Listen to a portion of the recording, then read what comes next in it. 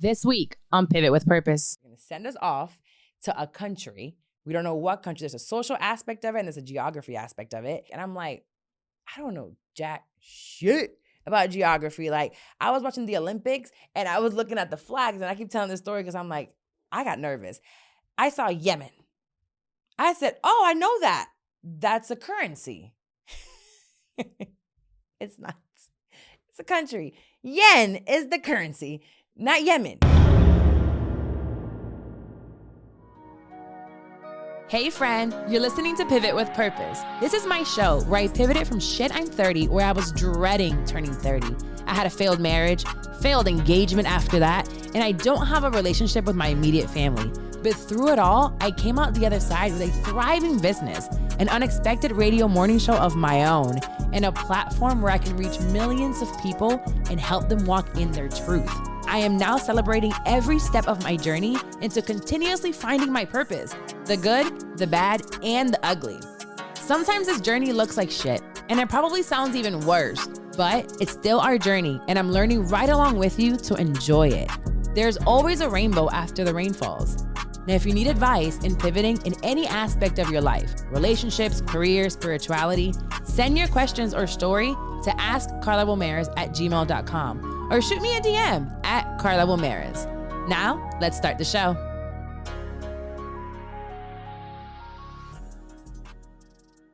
Hey friends, welcome back to another episode with me, your girl Carla.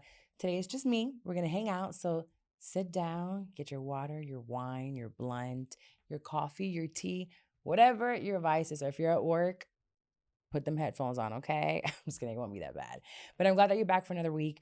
This podcast to me is honestly, especially when I do solo episodes, I feel like I'm journaling. So it's like I'm journaling, but I'm also trying to speak life into you. I'm trying to speak life into the both of us. So let's see how this goes. We're definitely going to start with a Florida man story. I'm actually really loving doing these Florida man stories. And if you can please send me a DM of what I should call the segment.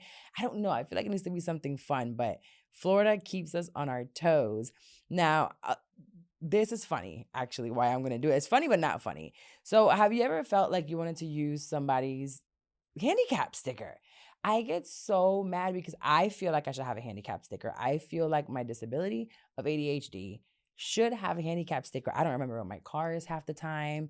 I can't get to it. Like, I have to put pins for it. I just forget things very easily, and I just think it deserves a handicap sticker. But apparently the state of Florida says I do not. So there is going to be a story about that in a second. But there's a Florida woman, actually, I believe she was. It was a sheriff service officer. So let me tell you how this happened. So there was a Florida Department of Corrections officer that was arrested. The officer was arrested at Publix. What are you doing at Publix? How do you get arrested? And this is Polk County too. So you're like, what you doing in Polk County? If you know about Florida, Polk County is one of those places that if you're not from there, you ain't got no business there. Stay the hell away from the Polk County. So, and I'm sorry if you're from Polk County, but you know, that's just for you. You live there. You stay there. But there's a Publix. The corrections officer was there. It was around 9:30 in the morning. It was early. You know, you go to Publix early. It's only usually the older people there. People are at work. Well, there was an officer patrolling the area and saw a car parked in the handicap spot. So it was like, all right, actually, her name, it is a woman. Juania Lilly, 51 years old. So not too old, not very young, right there in the middle. You know, she's good. She could walk. So she had a handicap sticker on her car.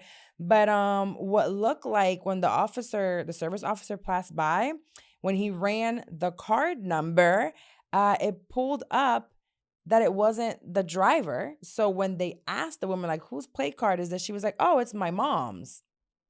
Your mom? Okay. Very possible. So when they looked it up, they saw that it was not her mom. The plaque, I don't know if it's plate card or placard, but the handicap sticker was expired. And here's the bigger one. She changed the date, altered the date on the handicap sticker. Now, according to the sheriff's office, I've been to Publix, and the parking lots aren't that big. Publix be turned up sometimes, but at 9:30 in the morning, that's not the time Publix is like really, really popping. You know, right? 5 o'clock Fridays, I get it. But 9:30 a.m., nah, Lily, like you tripping.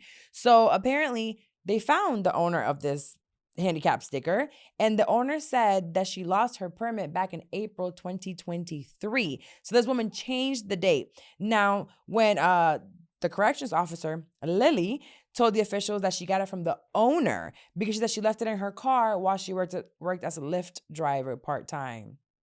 So you didn't think to give it back to her? You thought to just put it on your thing and change the date. Now, one thing I didn't know, did y'all know that was a felony? I cannot believe it. And she worked in the Polk County Correctional Institute. So can you imagine you being a corrections officer, then you end up in a cell next to somebody you just hit with a baton?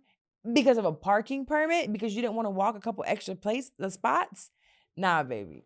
I don't want it that bad. I really, really don't. So Lily was arrested and charged with unlawful display of a disabled parking permit, unlawful altering of a motor vehicle registration, failure to deliver lost property, and giving false information to law enforcement during a felony investigation.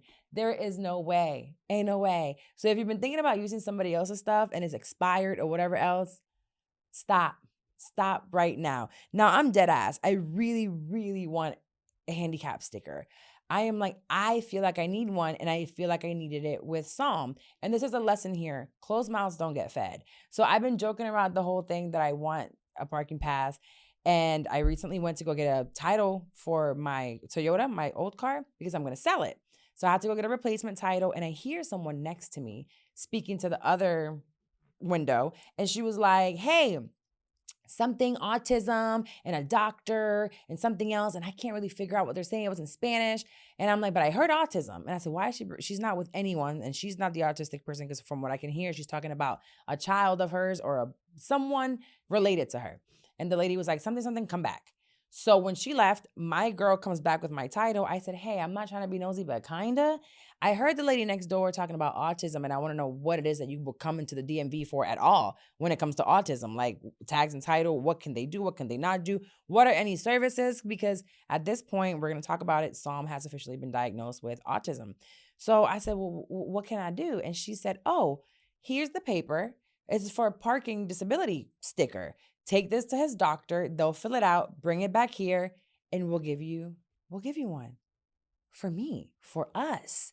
And that works for me so much because Psalm runs away. So when we're going into some places, sometimes it's like really hard to get like back in the car, especially like if we're going, he's really excited to go. So I'm like, hold on, like don't run into the street. Or when we're about to leave, especially if we're leaving somewhere fun and he's throwing a tantrum, and I have to walk all the way to the end of the parking lot or try to find my car, because remember, we both got our issues. I can't remember what the car is. Now I'm flustered and anxious because he's throwing a tantrum and I got to walk. It's a whole thing. So definitely I got the paperwork. We're going to take it to the doctor and I'll update you to see if I actually get that parking permit. But what I learned about this is that I was actually going to ask a friend to get me an extra one. It was going to be wrong. It was going to be illegal. But now I know, don't do it. You will end up in jail. And one thing about it is not very demure of you to end up in jail because of a parking permit. No, man. Can you imagine? Out of all things, parking permit fraud, I can't do it. I'd rather it be PPP loans and I like made $10 million and went to jail for a year than a parking permit. No. So don't be like Lily. Don't be like Lily. Walk. If you can walk. Don't use nobody else's parking permit, because there are some people out there that take their job serious and they're going to run that tag and see if it matches. And if it don't match, they're going to wait for you and they're going to take you to jail. Don't play with them. Don't play with them. So that is the Florida man story. It was actually a woman. Shout out to her for making sure that I don't get arrested. You have to learn from other people's mistakes. And this is one right here. Learn from their mistakes. This episode of Pivot with Purpose is brought to you by Ford. Why is being open to new roads and possibilities essential to success when chasing your goals? For me, it's so important to pivot. Obviously, why the name of this podcast is Pivot with Purpose It's imperative to allow yourself the freedom to change course at any moment when your energy is shifting. When you literally pivot with purpose, doors open up, opportunities fall on your lap, and you have so much more time to spend with your loved ones and with yourself. So break free from your day to day and start enjoying the little things in life that truly bring you joy. On the road of reinventing ourselves, it's just as vital to find those little things in life that give you a sense of stability, like the new Explorer. You know there's more to discover, and the 2025 Ford Explorer SUV is here to give you space for the things that matter most. It's time to break free from the norm, which has never been more fun and accessible for drivers with the 2025 Ford Explorer SUV. Turn up the adventure with Ford Digital Experience, including a 13.2-inch center touchscreen. Do what matters with the help of available Ford Blue Cruise driver assist technology for hands-free highway driving. Available feature on Blue Cruise equipped vehicles, Blue Cruise requires a connected service plan and a modem activation. Blue Cruise drive assist features can be activated in hands-free Blue zones and do not replace safe driving, and drivers need to control the vehicle. See Ford.com/Blue Cruise for more details on available plans and hands-free models. Start your next adventure in America's all-time best-selling SUV. Based on S&P Global Mobility, 1946 current U.S. total, new cumulative registrations for all vehicles identified as SUVs. The new Ford, well, you know what it is. It's on the name, the new 2025 Ford Explorer, built Ford proud. Now, we're going to move on to what I really want to do today is a catch up, letting you know like what's going on in my life. There's so much going. I feel like every day there's a million things being spewed. Like I just did an episode before this, an hour, y'all. An hour, my phone was on complete do not disturb. I had 9 missed calls and 12 text messages. I'm like, give me a break. But no, I asked for all of this. I'm literally walking in my purpose. I'm walking in my dreams. It's just a lot that comes with it. You know, I could definitely quit everything right now, go and work at Publix. like the officer was, and went to, I could just get a regular job, right? Go back to accounting, work a 9 to 5 and simplify my life. But that's not who I am. I'm not a simple girl. This comes with the territory of success, of financial freedom, of time freedom, time that I'm able to spend with my daughter. Actually, she's here right now with me in the studio. She never comes. But I was like, today, just come with me, because there is just things that I do in my life that I feel like if you're not around me constantly, you won't really know what I do and how I do it and the people that I'm around. But anyway, today I want to talk about, I touched on it on my last solo episode, and it was Psalm's autism diagnosis. So I told you, I didn't go too much into detail, but officially he has been diagnosed with autism. It is what it is. You know, he needs the help that he needs. I'm not seeing it as a crutch. I'm not seeing, or as a, what's the word I'm looking for here? I'm not seeing it as something that's going to hold him back or our life is over. I'm trying to keep a very positive mindset. There are days when I get sad just because some things are different, but I want to talk about what the evaluation process was like, just in case you are thinking about going towards this. My biggest hurdle with the entire process is what I just talked about. When you don't qualify for government help, the insurance industry is shit. And I'm thinking about bringing someone in that can really explain the insurance process and how insurance really works. But I have insurance through the marketplace. I pay it's about $700 a month. I didn't realize that the insurance that I have is not the greatest insurance. Many people don't take it in Florida. It is what it is. It covers the basics, like if we go to the hospital, if we go to certain specialists, things like that. But the whole speech therapy, occupational therapy, and behavioral therapy, not the greatest. So in order for me to get him evaluated, apparently there is an 18-month wait list. So everywhere I went with this referral from the doctor, they're like 12 months, 13 months, in 2025, a year. And I'm like, I can't wait that long. Sam is now on his 3rd daycare. I cannot wait that long. And this 3rd one is like, you gotta figure it out soon. We love him. He's cutie pie, but we just can't handle him and what he needs. So I had to come out of pocket. It was $2,000. I got it down to $1,800. $1,800 for a psychologist to see him for about an hour. And we can get this official paperwork saying, yes, he has autism. He has ADHD. He has a speech delay. He has a speech disorder. Like all of these things. They threw the book at him with all these diagnoses. And to me, it's like, it's fine. That they said that he is not intellectually disabled, which means he ain't retarded. He know what I'm saying. When I tell him, take your shoes off, put them away, grab the food, bring my phone, where's my water? He knows all of those things. He just thinks differently. And when I look at him, I am seeing a visual representation of what my brain is like 24/7. Just up and down. I feel like he leans a lot more as a mom, not a professional. I feel like he leans a lot more into the ADHD side because I physically can see it. I'm watching it. And his speech is delayed, but he's trying. We communicate in our own way, but it's just not great for the public. So during this evaluation, she was showing him cards. She was showing him an iPad. He had to figure certain things out, but he showed his ass. He walked in there and he said, I'm going to kick the doors. I'm going to try to leave. I want the car. There's too many stimulations within the room that we were in, but that also helped me. It was like, you know, when you go to the doctor with your kids and they've been at home with a fever, coughing, diarrhea, you get to the doctor's office and they're chilling just fine. So I was scared that would happen because there's days that Psalm's really good. So no, that day he showed his ass and the lady got to see, you know, the things that I'm truly struggling with him. So that was a positive. I got the results. And then now it's the rat race of trying to figure out how we can get him help without me qualifying for SSI, Medicaid, any help from the county because a lot of them are income based. So what I now have to do is find help, get into the community. And one thing I have found out is that the community of autism moms, nothing like it. Find me another one like this. Find me another one like this. Like, it's so difficult to find the help because none of the institutions and places talk to each other. So I've gotten tons of help. So the update there is right now, in December, we have an IEP scheduled for him. Don't know what the hell IEP means because the autism community speaks in codes. Everything is like IEP, ASD, LMP, LGBT. What are we talking about here? Just tell me what I got to do. I don't know what any of it means. I'm a new mom in the space, but what I know is that I have to advocate for my son. So I'm going to continue to do that. So I've been having to pay for out of pocket for a lot of things. And it's fine until the insurance is able to authorize and kick in and they have to do their process. As of right now, we do have a therapist that's able to start in September.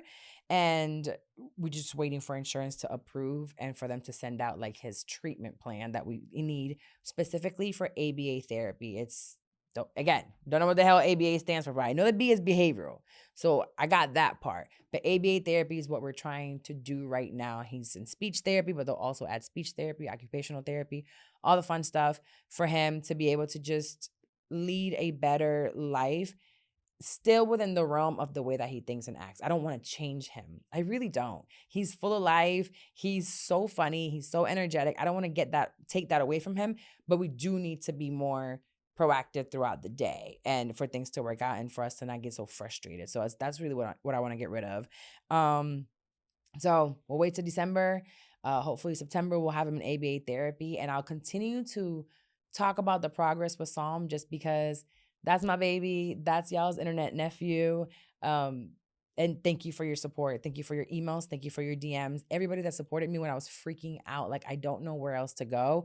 I literally have a spreadsheet of nothing but links on what I can do to help him. And I'm putting that together. And I know that there's a purpose as to why this is happening to me. I have to see it as like, there's another challenge for me to get to the next level. So we're going with it. But as of right now, he's fine. He's fine. We just have a little bit of a hurdle to get through. One of the biggest things that was stressing me out about this entire situation was the fact that I've been telling you I was leaving for 6 weeks. And I was stressed. Ooh, baby, I was stressed. But let me tell you, when you have fear, when you have stress, when you have worry, when you have overwhelm, get on your knees. You need to pray. And God will deliver, and you just don't know how he's going to deliver. So now that I'm no longer going, I can tell you what it was. So one day I was at home chilling, and I get a DM from this white man. And he was like, hey, so have you ever thought about reality TV? I think you should come on reality TV. We have this opportunity. We'd love to talk to you more about it. And I was like, ignore. What are you talking about? He sends it on the DM with a picture, and it says secret destination. I don't know what. And I was like, what is this? What are you talking about? I thought it was like fake. So I'm like, all right, I'm down to get on a call. He gave me some more information about it. I was like, let's get on the call. We get on the call, and he's a casting manager. He's a casting person for a big network. He can't tell me the network's name. He's like, all I can tell you is that it's 3 letters. And I'm like, all right, so that's either ABC, Fox, NBC. think it's the only 3 I can think of. Yeah, but I was like, he said it was a big network and a streaming network. And I was like, all right, cool. Like, let's see what else they got. So we start talking. After him and I start talking and doing interviews, we've now had 2 months of interviews, recordings. I have had to do so many like different interviews with so many different people. I got all the way to talking to the network execs, what they call them suits. So the network execs, and then I got to talk to the UK team for this show. The show wasn't a dating show. It's not Love is Blind or anything like that. It was the first thing I asked. I said, I'm not kissing nobody on camera. I'm not snatching nobody on camera. I'm not going to talk about sex on camera or national television. What is this? So basically the scope of the show, without giving you like which show it is, I don't know if I can or not. Whatever. It doesn't matter. The scope of it is we're going to go international. They were going to send us off to a country. We don't know what country. There's a social aspect of it and there's a geography aspect of it. And you had to kind of figure out where in the world you were and pin it on a map. And there were eliminations every week. And I'm like, I don't know jack shit about geography. Like, I was watching the Olympics and I was looking at the flags, and I keep telling this story because I'm like, I got nervous. I saw Yemen. I said, oh, I know that. That's a currency. It's not. It's a country. Yen is the currency, not Yemen. Yemen is a country. I just kept seeing flags. I don't know what these flags are from. I have never heard of these countries. I don't know languages. How am I supposed to survive not knowing where? So it's not like Naked and Afraid where they drop you in like the Amazon, but it was closer to like the Amazing Race meets Big Brother. So there's a big social aspect of it. And they kept saying, you know, don't worry, the American version is going to have a lot more of the social aspect and clues and stuff like that. I was like, all right, this should be fun. So we were going to live in a bus for those 6 weeks all over the country. The bus was covered. You don't even know where you were, all of that. So I was really, really excited about it. But there was a looming cloud the entire time. My son is being diagnosed with autism. My daughter is going to be helping. I have friends that are going to be helping. I have a nanny's going to, so I have a tribe for him. But it's like, is this the time for me to leave? I just left it up to God. I said, God, you do what you got to do. So I speak with the UK team. They're excited. They're like, I have 2 weeks, a week and a half before I leave. We were supposed to leave August 28th. And it's time to go. They sent me the clothes that I have to do. I have to take pictures of every outfit, like a whole list of outfits, what I can and can't bring. I already signed all the contracts. Like, contract is signed. I have emails letting me know how much I'm getting paid. I have emails, you know, specifying that I am going to get a producer's call every single week to be able to call home. And my team, I was like, I got a business to run. Y'all got to at least. So they agreed to all the terms that I needed. And I get a phone call from the casting manager. And she was like, hey, we have some news. The UK team decided to go in a different creative direction. They give me that creative direction. And I look at her and I said, this isn't going to work out. And she thought so too. She's like, I don't know what happened. I don't know why they made these changes. And I was like, I have to stay home. Like, don't worry about it. I'm good. I need to stay home. And it was just divine intervention because I have my clothes. I have the dates. My team is ready to work on their own. The school knows that I'm leaving. Like, I've already left everything to be like, this is an opportunity. They told me that I could wear the logos of my company. They were going to talk about my company. I was going to bring millions and millions of eyes. And I said, well, I can't miss an opportunity like this. And I wanted to travel the world. And that's something that I just don't do on my own because I have responsibilities at home. If I didn't have my kids, I probably would travel a lot more. But I usually leave like 4 or 5 days, come right back. 6 weeks is a long time, but I didn't want to, again, stop myself from doing something that could potentially take me to another level. So I allowed God, the universe, the way that things were supposed to happen, they panned out, and now I'm not leaving. But that same day that I was told that that change had happened, I get a phone call. Actually, it wasn't even a phone call. Do I want to say who it is? Okay, basically back in May, for the past year and some change, I've been looking at properties. I've been wanting to buy an investment property or a home and make my home an investment property. And last year I was looking at a home. That home was $1.3 million. It's like, who do you think you are? If you listen to my other episodes and you know about me, I'm always going for things that seem unattainable. And they seem unattainable to people that have a limiting mindset because there are millions of $1 million houses. Who lives in them? What do they do? They're able to do it. So why can't I? Why can't I live in a little $1 million house? People live in $200 million houses. I want a little $1 million house, you know? So my realtor, who is Linda, who's been on the episode before here, like without her, I don't know where I would be in this process, probably nowhere, or finding someone else that could possibly help me. I'm sure there's other great realtors. I've been talking to her and she's known that I've been wanting to do this for a while. And that house fell through. The interest was really high at the time. The loans were, the whole thing just didn't make sense. And she was like, we can get in there, but it's just not worth it. And that's something that I really appreciate about her, because that commission is nice, you know, and you have to have a certain type of integrity to say to someone, don't do it right now. Just chill out and wait for the next. So we waited for the next and we found a duplex. Duplex was fire. I loved the place where it was at. It was a great price. And I'm like, all right, let's do it. We go for it. I look at it. We take pictures. Boom. We put an offer in. We put the offer in. We wait. Immediately got outbid. So I was ready to go for more. Like, all right, play with me if you want to. I got money. We could do this. And she said, chill out. We're not going to go above asking price or above the appraisal. And I'm like, what do you mean I really want it? She's like, just let it go. We'll keep looking. And I was like, you're right. You're right. Let's let it go. So we let it go.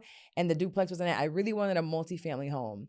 Now, when I talk about, actually, Kason, do not cut a clip about this. Courtney, don't cut a clip about this. If you're listening, then you're listening. In May, I believe it was, a neighbor of mine passed away. She was older, in her 80s, 90s. Like, she was older. She was in a home. And I find out from another neighbor, like, hey, she passed away. Like, oh. And I was like, damn, that fucking sucks. Like, again, she was older. I wasn't like necessarily close to her. I just knew who she was. And immediately, Wilmer popped into my head. I said, what would Wilmer do? WWWD. I like that. What would Wilmer do? And Wilmer, daddy, I was like, what would he do? I would immediately cross the street. I said, who's in charge of the estate? Who's going to be in charge of this? Because I have manifested here on this podcast, on social media. They say it's a little culty, but I'm like, I'm going to create a compound. I'm buying out a block. I'm bringing all my team into this block. I'm like, I'm going to do it. I'm going to do it. Probably won't, but no, I will. I'm going to do something I want like a Google type shit. You know how Google has like a place where they work and it has, I don't know, cafeterias and places for them to chill out. Like, I really want that. So it's literally across the street from me. And he put me in contact directly with who was in charge of the estate. We started talking right away. And she was like, yeah, we're trying to sell it. We're trying to sell it. Nobody lives here. None of the family lives here. And I was like, I want to do it. So immediately I called Linda. I said, Linda, I need you to help me out. So the family was going on vacation and needed some time. And I was like, all right, cool. That was back in May. So I get the message the day that the TV show called me. And he was like, hey, they want to give you first bid on the house. Okay, let's go. Let's go. I called Linda. I was like, let's do this. They just called. Let's get it started. Now, why am I using Linda? Because I can probably tell her, yeah, let's do it ourselves. But why would I do that? I don't know anything about buying real estate. I don't know anything about mortgages. I've never had a mortgage. I was blessed with a home that my father gave me. And I talked about it on social media. It's all about breaking generational curses and financial freedom for your family. My father comes from poverty. My grandparents, many times didn't have to eat and they just would give it to their kids. My grandma would tell me how my grandpa would go off to work and they would give like some food to my dad and his brother, and my grandma would kind of eat some and my grandfather would be hungry. Probably why he had side bitches. Honestly, he was probably going over there to eat. Two different things. But he ate and came back home. My grandma would go pick him up. So there was that aspect of it. My dad started selling drugs at a very young age to be able to feed himself, get better shoes or clothes or whatever. So he started selling drugs because of a necessity of not having it. He made sure that he broke that by turning that drug business into something legitimate, which is the pawn business. And he started opening up pawn shops. By the time I was born, I believe there were about 5 of them. When we moved over here, there were 7 in 1996. And in 2009, we opened one together here in Florida. My dad made sure that the way that he grew up is not how he left financially his family and his children. Was he perfect? No. Was he a hoe? Yes. But my father had an amazing heart. And I feel like he always elevated anyone that was by him. Everybody was always put in some type of position and you would do what you wanted with it. He put all his kids in position. And you know how when you have multiple kids, they're all very different. And he put us all in position and we all did our own thing with what he gave us. So for me, what he gave me, one was his mindset, and two, a home that was completely paid off. I've never had to pay rent. I've never had to pay the mortgage. I've never shied away from saying any of that because when I quit my job, I had that. I was able to work towards something because I didn't have rent. Huge. Nobody has that. Nobody has that. So I was doing that and I'm like, this is what I want to do myself as well. So I'm like, I need to get into real estate. I go right away across the street. They tell me that. They're like, they want to give me first bid. Call Linda. And Linda starts the process. And I was like, yo, actually, it was a day before they called me. I'm lying. It was a day before they called me. So I was like, Linda, we got to get this done. And I leave on the 28th. We have 2 weeks. So she starts working right away with her lender, they all start doing whatever they have to do, banks and statements. And like, we're going to try to do a 45-day process in 2 weeks. So I need it closed by the 26th. She writes out the contract. The seller agrees to a sales price. They come back to me. Boom, here's the contract. I signed the contract. They signed the contract. We're off to the races to try to close. This is supposed to be happening on Monday. As of right now, everything is hella smooth. I've had the conditional approval, which I don't know what that meant, but apparently it's a good thing. That means everything looks clean. The bank is looking good. We just got to do a couple extra little things here and there. They asked for like very simple things, but they're like, this looks really good. We're going to go forward with it. We had some bumps on the road because things we weren't expecting, which happens every time you're going into a big contract. Like we just weren't expecting certain things to pop up. They popped up and I had to make some changes and we had to pivot right away. But one thing about me is that I know how to make money and I've been lived under my means for a very long time.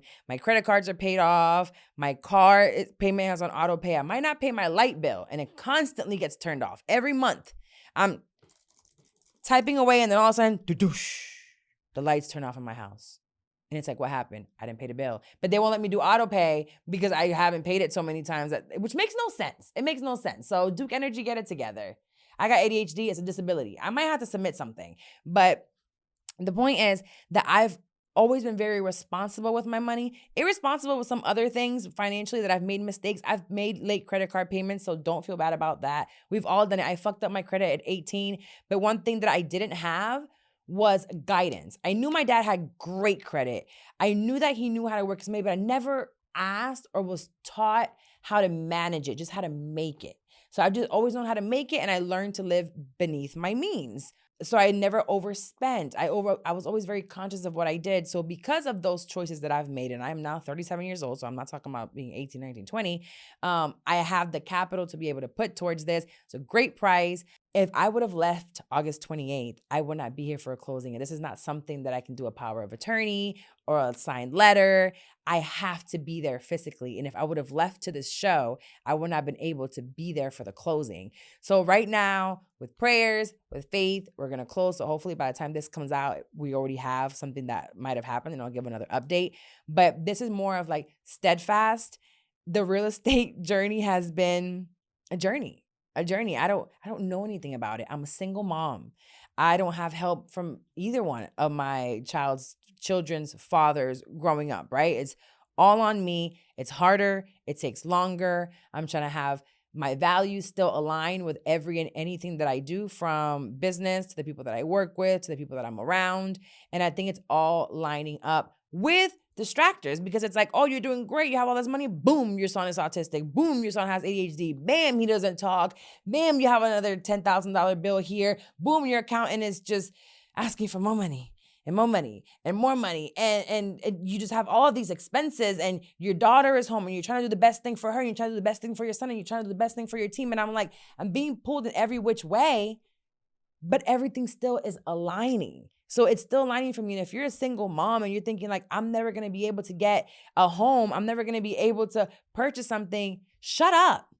Yes, you can. That's a limiting belief that you're putting on yourself, because all you have to do is call a realtor that you trust, and they're going to put you in contact with a lender, which is what I did last year, 2023 early, I believe, or 2022. They put me with a lender. They'll run your credit. They'll check your income. They'll do the whole thing, and they'll get you a pre-approval. And they'll say, hey, this is how much you got to spend on a house right now. It might be 100,000, it might be 300,000, it might be 400,000, it might be 500,000. Hey, I don't know. If you're looking for a house in the let's say $400,000 range, because this is not 1975 no more, baby. The houses are expensive. Or a condo or a townhome, whatever it may be, something that you own. What you have to do is go to a realtor, find out where you are. They might be like, you know what, your credit is kind of low right now. You're not going to be approved for much, but in the next 6 months, get an extra credit card, pay this off, save this much money. They're going to tell you a plan so in the next year, you can get a home. You'll be surprised. Most of y'all qualify for a home right now. And if you have a job with a W-2, you'd be surprised. Like, I have to go through all other kinds of hoops because I'm self-employed and there's money coming in, there's expenses. And really, I'm trying to be like, I don't want to make that much money every year because you got to pay taxes on it. So it's like lowering my price, but here it's a little bit higher. So when you have a job, it becomes much easier. And when you're renting a home, you're throwing money into the fire every day. Here in Florida or in Orlando, you're looking at an average rent of like $2,000 a month. That's $2,000 a month in rent, plus water, plus lights, plus home renter's insurance, all that stuff, when that can be going towards your home. And then you're like, oh, and I'm going to call all y'all. I just don't know if I want to live in Orlando for the rest of my life. Okay. And that's fine. You pay your mortgage until you decide that you no longer want to live in Florida. And then you either sell the house, get all your money back, or you rent it.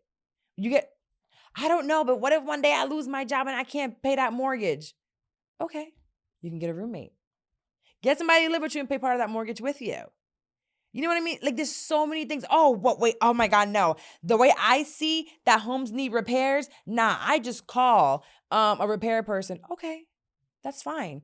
That renter's insurance that you pay for, that extra money that you spend on different things in that the place that you rent, put that money to the side every month. If right now you pay $2,500 a month on a rent, but your mortgage is going to be $2,000, continue to put that extra $500 into another account. Don't stop. Keep putting it into an account. Now, when your AC breaks, go to that account and get it fixed. Now, when you need extra filters, they don't cost that much money. When something breaks down, you have money there, but there's also other things. There's insurance. You pay for insurance. So when I had a leak in my kitchen, I had to get redone, the insurance gave me the check. When I had a water leakage outside, I have insurance that I paid an extra $3 a month on my water bill. They came and fixed it. There are so many different ways. There's insurances for everything that don't cost that much money. Own your home. You don't have to want to live there forever. I just really think that renting, and it might work for some people, I don't know. I just don't see the point of, if you're able to, for you to continue to rent. Oh, I like to move from place to place all the time. Actually, I've never heard that one. That's stupid. If you like to move all the time, you're a psychopath, because that is ridiculous. Having to pick up your stuff all the time and go from place to place. Own your home. Be responsible with your money. Be responsible with your credit. Be responsible with your credit. You shouldn't live off of credit, but you need to be responsible for it because you need it at the end of the day. You're going to need it. So that's kind of like my real estate journey right now. I've learned so much. One of the biggest things that I did learn is you need to have multiple accounts. If right now you're listening to this and you only have one checking account, go open up another one. Put $250 in it. I don't care what you put in it. Every month, put $100 into that account. You need to have at least 3 separate accounts. It could be a savings account. I have a high yield interest account with Marcus with Goldman Sachs. I have a Navy Federal Credit. I have a Bank of America, and I have a Wells Fargo. 4 accounts. And because of that, it's also helped me. So separate your money, because you're going to use some of them to go into like the lenders. It's a whole science behind it, but that's what I've learned as a regular schmegular girl, as Cardi B would say. Have separate accounts, have money in different places, separate your money, work on your credit, and go find a lender and a realtor that can really help you through this process. And trust me, they'll help. They want that money. They want that commission. And I'm no guru. I'm not a millionaire. I'm not. I have to pay taxes, a lot of them. You know what I mean? Like, but I'm making sure to do it, because if I continue to believe that single moms can't do it, or it's just like, I'm just a brown girl from Orlando, like stay in your place, stay in your lane. No, I don't want to stay in my, that's why I can never run track. I'm gonna go in everybody's lane. And I'm going to keep looking left and right, and what can I pick up from somebody else? So I suggest that everybody else does the same thing to an extent. Maybe you might not be super comfortable, but when it comes to owning real estate, do so, because now I have a home that my father gave to me that it's paid off, that I'm going to be able to then pass on to my daughter. And this house will be there available that I can give to my son while I buy another property, and I buy out the whole block, period. because the cat lady, she got to go. The cat lady across the house, there's about 15 cats outside, about 70 cats in the house. One day she's going to go and I want her house. And she owns 2 on my block. So I want both her houses. And then when I'm buying out the block, you hear me? I'm buying out the block. And I'm saying it right here on this episode. I'm buying out my block and I'm buying out somebody else's block. I want apartment complexes. I want to be a real estate mogul at some point in time. And I'm going to do it. How long is it going to take me to get there? I don't know. I'm not going to start selling real estate courses to make some money and be able to pay my real estate. Maybe I will, maybe I won't. I don't know. I don't know how I'm going to do it, but I'm going to do it because I know that real estate is how wealth is made. Real estate is how wealth is made. I don't care how much money you make at your job. They can fire you at any point in time. Radio fired me without a blink of an eye. Like, gone. We don't need you no more. What? What do you mean you're going to fire me? You just like that, days before Christmas? It can happen at any job. You can be the CEO, you can be the CFO, you can be whoever at a job and they can fire you. So make sure that you're doing things on the side as a side hustle that you can eventually grow and have a cushion if something happens to your job. That's so important. So I kind of want to give an update on that because it's my first time really like getting through this process of real estate. And it's challenging because they're constantly calling you. I need a transaction history for this. You need to deposit this check here. You need to do A, B, C, D. But just do what they tell you and you'll be fine. Don't expect to know everything about it. And I'm sure when I'm done with this first property and the repairs that I have to do to it, I won't know everything, but I'll be in a better position to then buy my next one and learn even more from that next one. So shout out to Linda. Listen to her episode. You'll have her information on there, how to get a hold of her if you're in Florida. And I believe that she is the person that you need to go to because she knows her shit, 1, but 2, is not in it for the money. She's in it to make sure that you have a great experience to come back to her again next time because you can sell your property and buy another one. That's just the way it goes. It's that easy-ish, okay? All right. Now, a little bit of business before we get out of here. There is a slightly delusional media story that I want to go through, and I'm going to geek out podcasting here, but if this is to motivate you, I don't know what will. And I'm about to talk about a white woman.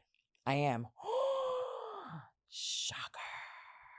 It's a white woman that I'm like, excellence right now, but she's slightly delulu, and it has been her salulu, and I want to be there one day. I don't know in which way, but she's motivated me like crazy. Okay, so we're going to talk about Call Her Daddy and Alex Cooper.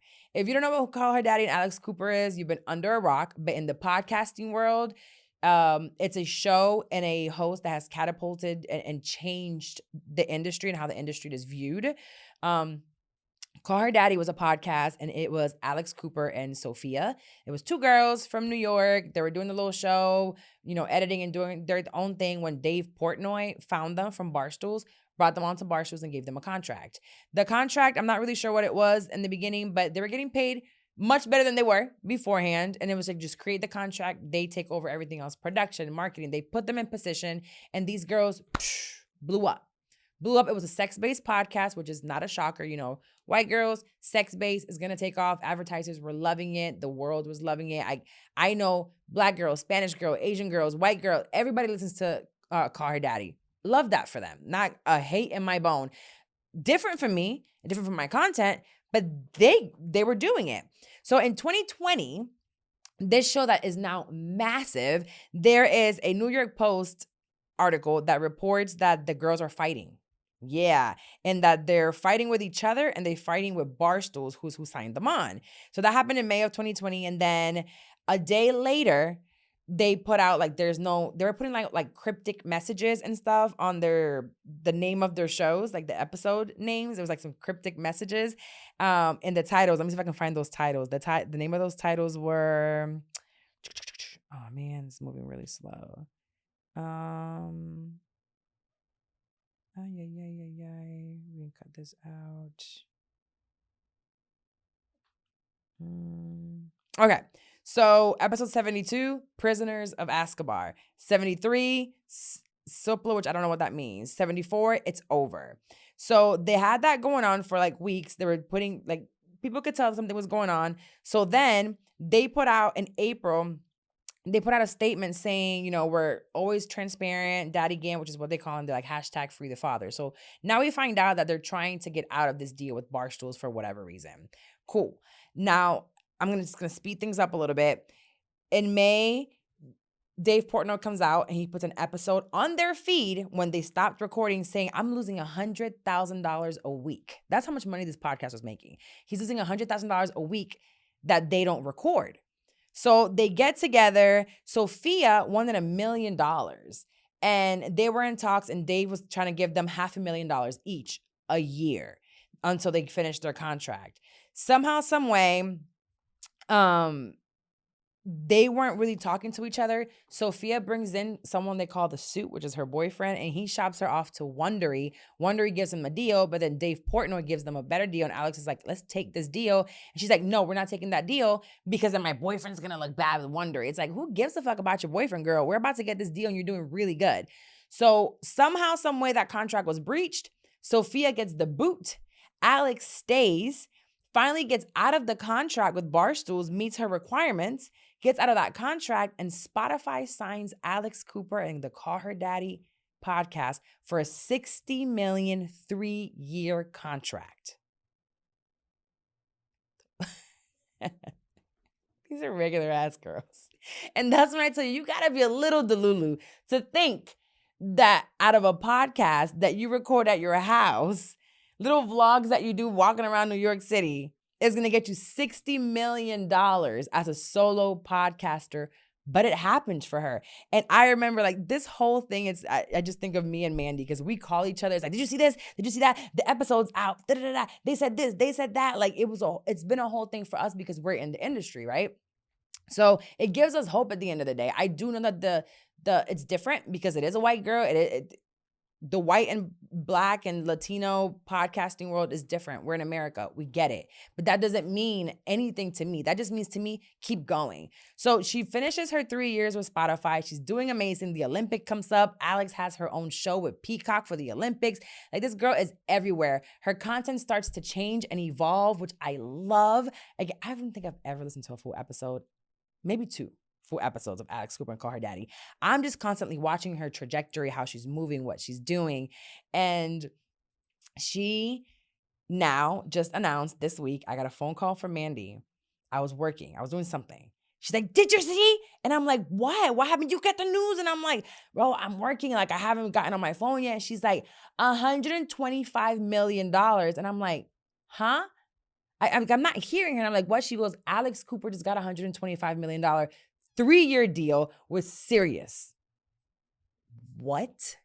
Are you kidding me? $125 million. If y'all remember, within this podcast space, Joe Rogan got $100 million from Spotify, and that shut down the internet. It was like, oh my God, this man, she just got more money than Joe Rogan, a woman. Hey, we got to start somewhere. Hillary was first. She ain't quite make it, but she made it all the way to like the end. And now we got Kamala. You know what I mean? Like, someone has to pave the way for that. And if that is Alex, that is Alex. I'm watching her evolve, grow, change her platform, really start taking her business and herself really serious. And it's led to this. So why can't I take myself seriously? If she can make $125 million, so can I. How will I do it? I don't know, but I'm going to figure it out. I'm going to figure it out, and I'm going to continue to work it within my purpose, within what I love, within my lanes. And somehow, some way, I'm going to make it to where I'm supposed to be. Will it be 125? Honestly, I don't know. But it just gives me hope that I can get there. So find somebody in your industry that's doing it. Find somebody in your industry that can pave the way for you. For me, I've always told you that was Charlemagne for me. Early on, watching his evolution and how he changed and how he moves, still being authentic, still being himself, but working from TV to radio to podcast, like a mogul at books, so he has his own imprint. Like there's all these aspects of his career that I absolutely love. And now I'm watching Alex as a woman do the same thing, started her own network. She has people under her for other podcasts, her YouTube, getting a Peacock show. So it's like, I'm watching people and I'm literally looking at their trajectory and who am I going to talk to? Where am I going to go? I love the production aspect. I love the talent aspect as well. There's so many things that I am loving here, from real estate, all of it. And I know that I'll continue to put myself in position to do so. And if you're like, I just don't know what I could do, stop that limiting belief. Look for someone in your industry doing it and either get in the room with them or really study who's behind the scenes with them. How are they getting to where they're getting? Because I'm looking at Alex, but Alex has business partners and managers and networks and people, lawyers. Who is she talking to? Who is guiding her? She's a regular girl. She eats, sleeps, and shits just like we all do. So look for someone that has that slight delusion and follow their blueprint with your own sauce on top. And that's how you're going to get to where you're supposed to be. So I've just been nerding out over her contract recently. And I don't know. I think you should too. I'm super hyped. And that leads me to, I'll probably do a whole thing about this on social media, but here I'll tell you, Kamala Harris right now, outside of politics, like I'm really, really excited. I just cry. Like yesterday while I was at the house and I'm watching the DNC and I'm just like crying and she's like laughing at me. I'm like, I don't think you understand. And I know we have totally different trajectories and mindsets, but watching a woman of color, she reminds me so much of me. She comes from middle class. Her mom was a scientist of some sort, and she worked her ass off. She went to HBCU. She became a lawyer. She became a prosecutor, all these things. And just from her being in certain rooms and being herself and speaking the way that she does has landed her as VP and now as the presidential candidate, where in 30 days she beat Trump. Trump can make some money. He's entertaining. He's funny. I like it. I do.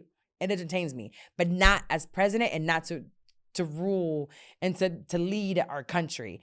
Kamala, I've been trying to learn more about her and just seeing the fact that she was able to get there, that she looks like me.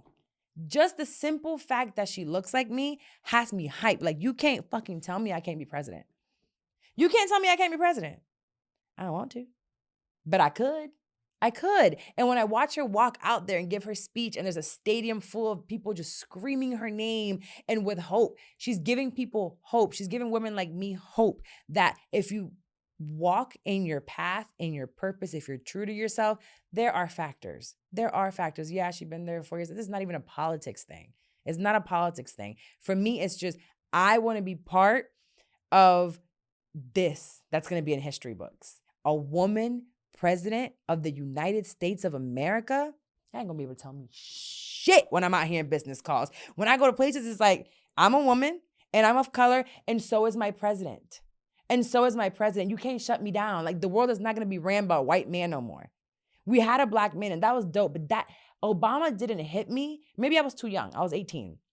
It didn't hit me. Obama didn't hit me the way that Kamala is hitting me, but it's because I see myself. Obama hit me because it was like, wow, we're making history. But for her, it's like, it's history, but that's me. And I can do that. So I don't know if you are signed up to vote or not. Just do your research. I'm listening a lot to The Daily. Yeah, listen to The Daily. I've been listening to that all the time. It's been around forever. I love The Daily podcast, but they've really been doing like a lot of journalism. It's from the New York Post. So they write about the Republicans the same way they do about the Democrats and the liberals. You're just learning, right? I just want to learn about what is going on here. And I'm a woman. I have a daughter. I have a son that has special needs. And I need to know what's going on locally and nationally for my family, period. And what's going to be the best for our community and our society. And I've always said I'm a registered Republican. I honestly, it's to my best interest to vote Republican when it comes to money, but money to me is not everything. And I'd rather live a comfortable life where I know that my family is safe. I can't go the other way. I can't go for money because I can be so rich and miserable. And I don't want that. So with all that being said, this was a catch-up episode. I'm so glad that you were here. I thought it was going to be 30 minutes, but clearly I can talk.